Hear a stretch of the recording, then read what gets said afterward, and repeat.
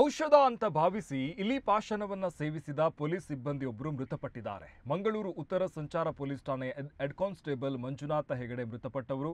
ಅನಾರೋಗ್ಯ ಸಮಸ್ಯೆಗೆ ಸಂಬಂಧಿಸಿ ಆಯುರ್ವೇದ ಔಷಧ ಸೇವಿಸ್ತಾ ಇದ್ದವರು ಔಷಧ ಎಂದುಕೊಂಡು ಇಲಿ ವಿಷವನ್ನ ಸೇವಿಸಿದ್ರು.